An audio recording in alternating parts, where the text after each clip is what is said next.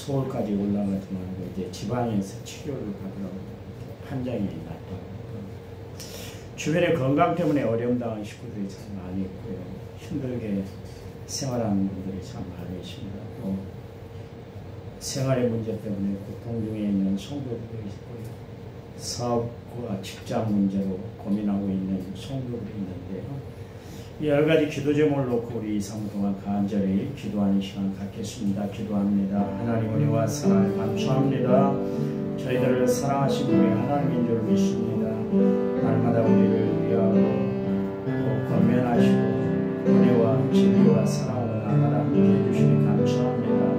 오직 주만 소망하며 살아가는 저희를 도와주시기 바랍니다. 오늘도 믿음의 주역과 온전케 하신 예수님을 바라보다 저희들을 축복하시고 성령의 인도함을 받고 하루를 시작하는 저희들에게 그늘의 놀라운 사랑을 베풀어 주시니 감사합니다. 마음을 다해 저희들이 열심히 주님 앞에 있게 해주시기 원합니다. 특별히 기도합니다. 하나님, 우리가 중보하며 기도해야 될 기도의 제목들이 참 많으십니다. 주님, 우리의 기도에 기름 부어주시기만 원합니다. 주님, 기도 집사 저는 예수를 앞에 하나님 함께 해주시고 말씀과 또 모든 일성에 하나님이 함께 해주시기만 원합니다. 또한 하나님 앞에 기도합니다. 건강 때문에 어려움을 편당한 성도들을 기도합니다. 저희들에게 기도합니다. 활동하고 생활하는데요. 정말 힘들지 않고 어려움 없고 하나님의 손을 잡아주시기 바랍니다.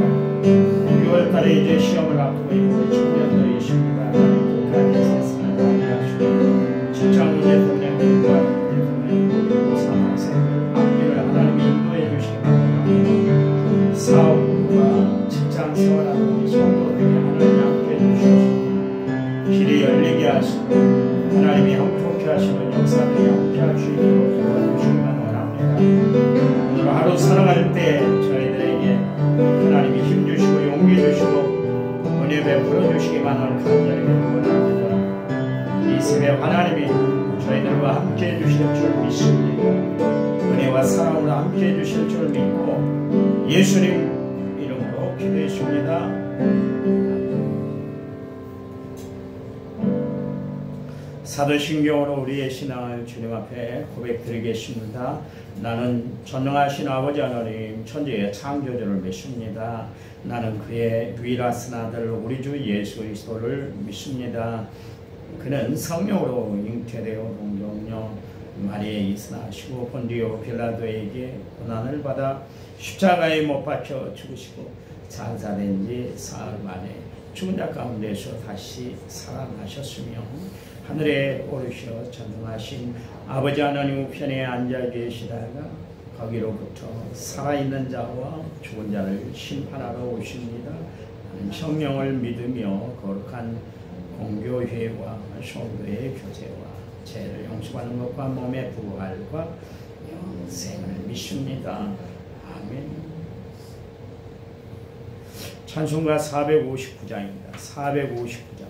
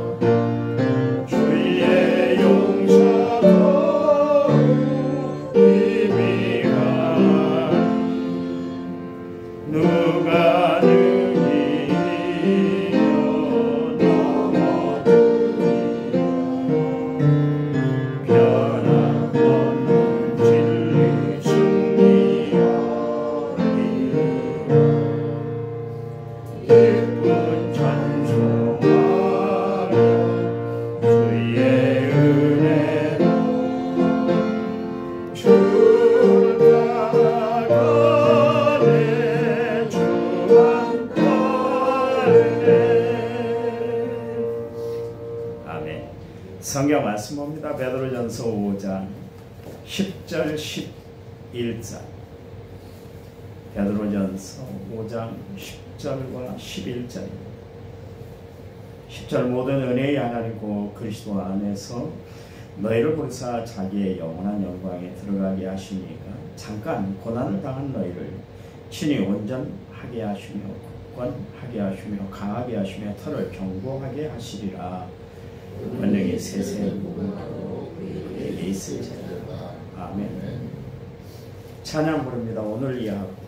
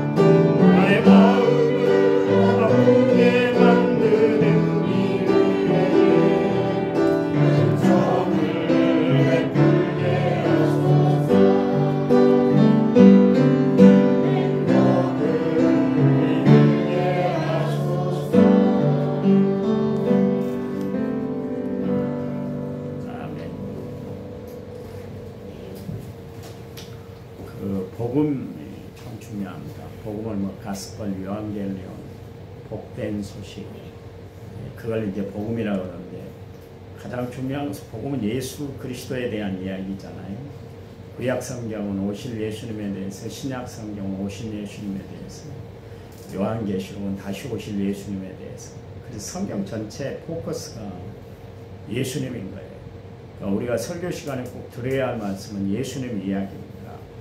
다른 세상 이야기 들으려고 하지 마세요. 아유, 우리 목사님은 그냥 딱딱하게 그냥 예수 이야기만 한다. 좀 세상 지식도 좀 전해주고 인문학 강좌도 좀 하고 그러면 얼마나 좋을까. 그렇지만 사실 예수 이야기는 교회에서밖에 들을 일이 어디 있어요. 그렇잖아요. 우리가 교회 다니는 이유는 예수님을 만나기 위해서, 예수를 만남으로 말미암아 구원받은 하나님의 백성으로, 하나님의 자녀로 살아가기 위해서 우리가 교회를 다니는 것이니까, 교회 와서는 오직 예수 이야기만 전해져야 되고 예수 이야기만 증거하고 예수님의 이야기를 듣는 그런 시간이 돼야 되는 것이죠. 우리의 심령 속에 예수님, 이 복음 대신 예수님의 오심으로 말미암아, 그러므로 말미암아 우리는 삶의 기쁨을 얻게 되잖아요. 평안을 누리게 되고 감사가 함께하는 삶을 살게 되는 것이에요. 저는 잃어버렸던 웃음을 예수님 때문에 되찾게 되고요. 저는 세상을 살아가면서 늘 어둠 가운데 거하는 그런 삶을 살았는데 예수님을 만남으로 말미암아, 빛된 예수님을 만남으로 말미암아 기쁨이 넘치는 삶을 살게 됐어요. 여러분 심령 속에 복음이 함께 하시기 바랍니다. 복음이 함께해야 돼요. 복음이 함께 하라는 것은 예수님이 함께 하라는 이야기인 거예요. 예수님이 함께 하시기 바랍니다. 예수님이 동행하는 삶을 살아가는 성도들이 되시기를 간절한 마음으로 부탁을 드립니다. 말씀이 살아 움직이는 삶이 돼야 돼요. 성령의 역사가 충만한 삶을 살아야 되는 것이죠. 그래서 범사에 은혜가 넘치고 감사가 넘치고 사랑이 풍부한 그런 삶을 살아가는 성도들이 되시기 바랍니다. 여러분 각자가 능력을 받아야 돼요. 그래서 기도하면 여러분이 치료되는 역사가 나타나고, 여러분이 안차람으로 하나님의 역사가 여러분 손길을 통해서 분명히 나타날 줄 믿으시기 바랍니다. 그걸 꼭 목사만 하는 거 아니에요. 뭐 조영기 목사님만 하는 게 아니에요. 조영기 목사님 그런 이야기를 했잖아요. 자기도 모른대요. 그 수십만 명의 교인들이 있는데 그날 그냥 선포한대요. 이 중에 뭐 몸의 연약함 때문에 고통 중에 있습니까? 관절이 아픕니까? 그럼 이 시간 기도합니다. 그러면서 기도하면 그 중에 한두 명 낫는다는 거예요. 근데 그게 나았으니까 막 사람들이 의아하게 하잖아요. 저 6개 출신입니다만은 그 목사님하고 같이 생활을 안 했습니다만은 한 번씩 내려가서 예배를 드리면 철야 때 그러세요. 사람들 중에 벙어리 돼서 말을 못하는 사람 나오라고. 그래서 손에다가 귀하고 손에다가 다 이렇게 대고 기도하면 그 자리에서 막 입이 열리는 역사가 나타나요. 그러니까 막 사람들이 엄청 교회가 부흥이 됐어요. 왜냐하면 소문이 금방 나버리잖아요. 그 교회 가면 병든 사람들이 고쳐지더라. 아픈 사람이 고침을 받더라. 그 소문이 나니까 금방 100명에서 막 200명, 300명. 그래서 교회도 옮기고 새로 짓고 큰 교회로 지어놨잖아요. 양장로님하고 권사님이 가보셔서 합니다. 아주 큰 교회를 지었어요. 그 능력이 어디서 나타납니다. 하나님이 역사하시기도 하지만 어떻게 그렇게 딱 맞아가지고 그렇게 치료가 된 거예요. 다 고쳐지는 건 아니잖아요. 다 고쳐지는 건 아니거든요. 매번 고치면 정말 그 사람이 능력이 많은 것이지만 고쳐지지 않는 것도 있어요. 그러니까 하나님이 역사해야 되는 거예요. 성령이 여러분에게 역사하시면 어떤 병도 치료되고 어떤 마음의 질병도 하나님이 치료시켜 줄 줄 믿으시기 바랍니다. 여러분도 간절히 기도하세요. 간절히. 그냥 기도하는 것이 아니라 간절히 기도하면 하나님이 역사하실 거예요. 교회가 세워져서 그리스도의 복음이 증거되면서 세상은 변하게 되잖아요. 초대교회 보십시오. 얼마나 환난과 핍박이 많았습니까? 그 어두운 세상 가운데 빛을 발하고 산다는 것이 쉽지 않았죠. 어둠의 권세가 너무 심했기 때문에. 그런데 결국 어떻게 됐어요? AD 313년에 393년에 어떻게 됐어요? 로마가 변화가 됐잖아요. 로마가 국교화됐습니다. 우리는 이제 우리가 핍박하던 기독교가 이제 우리나라의 종교가 됐습니다. 선포하기에 이르렀잖아요. 어떻게 해서 그런 역사가 나타났을까요? 복음은 세상을 변화시키는 역사를 주도하기 때문에 그래요. 한국당 130년 전에 한국당은 정말 어둠이었잖아요.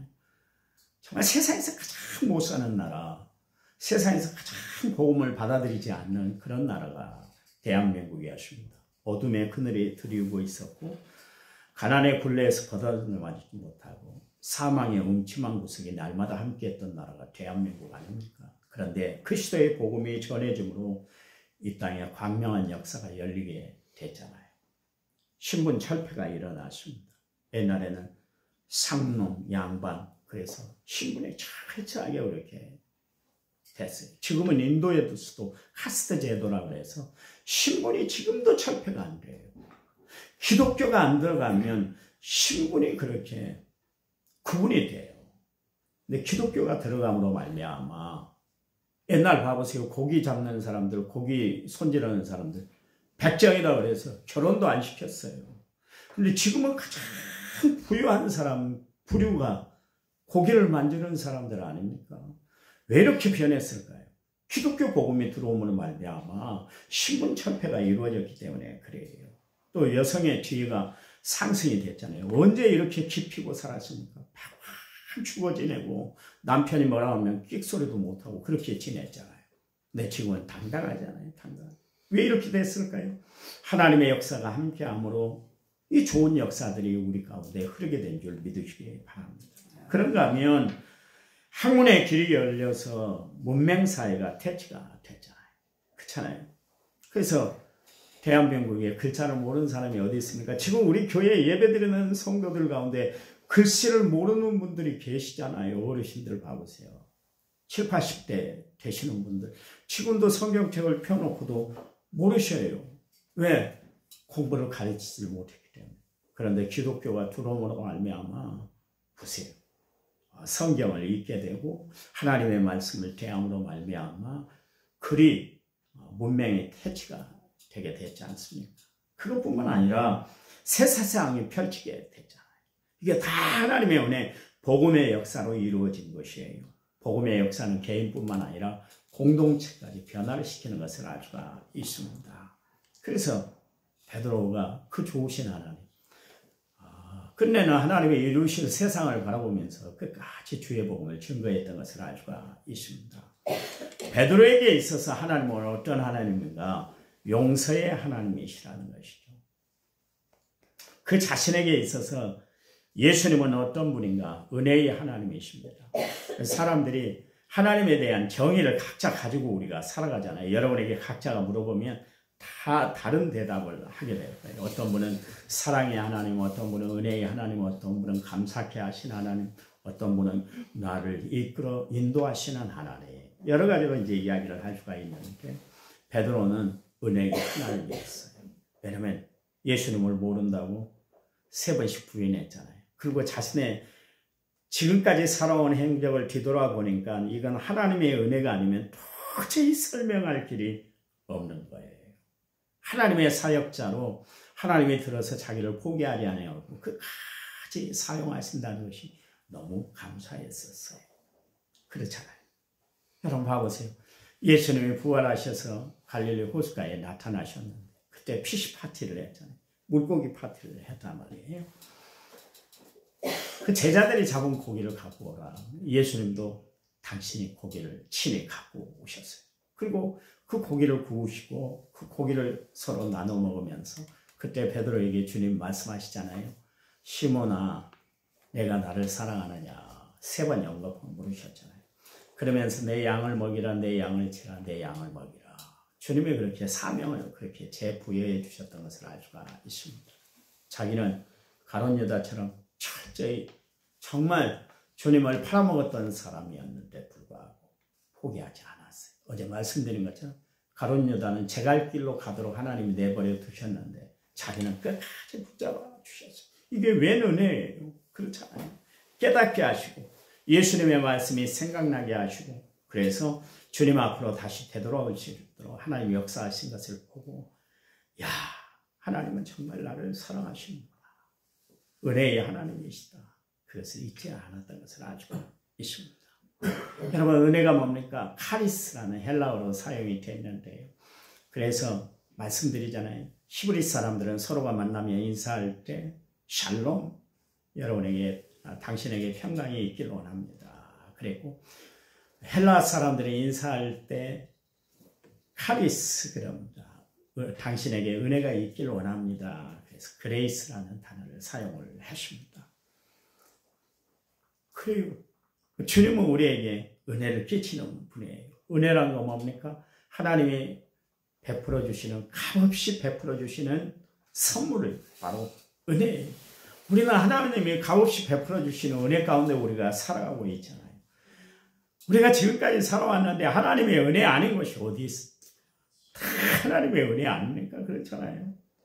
이 땅에 내가 이렇게 건강을 유지하고 휴식하며 살아가고 있는 것, 내가 예수를 믿어 하나님의 자녀 천국 백성 되어서 이렇게 하늘의 찬란한 영광의 보좌를 날마다 바라보고 살아갈 수 있는 것, 이거 다 하나님의 은혜예요. 난 받을 자격이 없는데 하나님이 무조건적으로 나에게 귀한 은혜, 놀라운 역사를 베풀어 주셨잖아요. 그러니 우리는 하나님의 은혜 앞에 무릎 꿇을 수밖에 없고 머리를 조아릴 수밖에 없다. 그런 이야기입니다.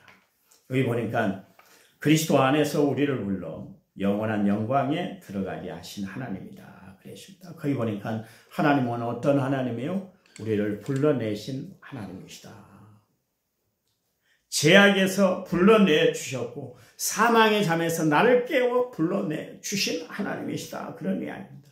지옥의 판결문을 가지고 살던 우리를 천국 백성으로 초대해 주신 하나님, 불러주신 하나님이시다. 그래서 베드로는 불러주시는 하나님. 자기가 그날도 역시 마찬가지로 갈릴리 호숫가에서 고기를 잡고 있는데 베드로에게 말씀하시잖아요. 사람 낚는 어부가 되어라. 그러면서 불러주셨단 말이에요.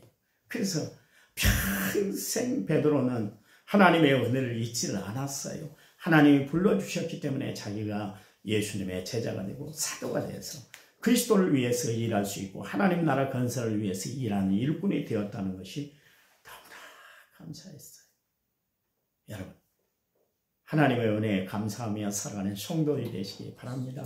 나를 불러내 주셔서 사망의 권세를 뿌리치고 정말 생명의 길로 이기는 삶을 살게 해주신 하나님 앞에 날마다 감사하며 살아가는 성도들이 되시기를 간절한 마음으로 부탁을 드립니다. 베드로는 자신이 하나님의 부르심을 받았을 때 평생 잊지를 못했잖아요. 그렇죠? 베드로가 잊지 않았던 하나님, 우리도 잊지 말고 그 하나님을 섬기며 살아가는 성도들이 되시기 바랍니다. 주님이 불러주심으로 말미암아 베드로가 생명의 사람, 하나님 나라의 전달자, 예수를 증거하고 복음을 증거하는 거룩한 일에 쓰임받았다는 것이 베드로는 평생 잊지를 않았어요. 부활하신 주님이 나타나셔서 그에게 제 사명을 불러주셨던 것을 알 수가 있습니다. 만약 주님이 다시 나타나셔서 그를 불러주시지 않았다면 베드로가 어떻게 되겠어요? 평생 죄의식 속에 살았을 거예요. 평생 패배의 의식 가운데 살았을 거예요. 그런데 나타나셨다는 것은 용서해 주셨다는 것이고 다시 세워주셨다는 거예요. 하나님이 우리에게 다시 나타나셔서 죄악의 짐을 지고 힘들어하는 우리를 불러주셔서 하나님의 거룩한 사명자로 다시 세워주신 것에 대해서 감사하며 살아가는 은혜로운 성도들이 되시기를 간절한 마음으로 부탁을 드립니다. 감사하세요. 오늘도 찬양하세요. 힘들고 비록 어렵다 할지라도 감사하며 살아가면 하나님의 은혜 충만한 역사가 넘쳐나는 복된 삶이 될 줄 믿습니다. 하나님 은혜와 사랑을 감사합니다. 우리를 늘 사랑하신 분이 하나님인 줄 믿습니다. 우리를 위해서 이 시간도 함께 하시는 하나님인 줄 믿습니다. 우리를 죄악에서 불러 사망의 잠에서 불러 일깨워 일어나 빛을 발하는 존재로 저희들을 세워주시니 감사합니다. 오늘 하루 빛된 삶을 살아 하나님 앞에 영광 돌리는 삶이 되도록 도와주시옵소서.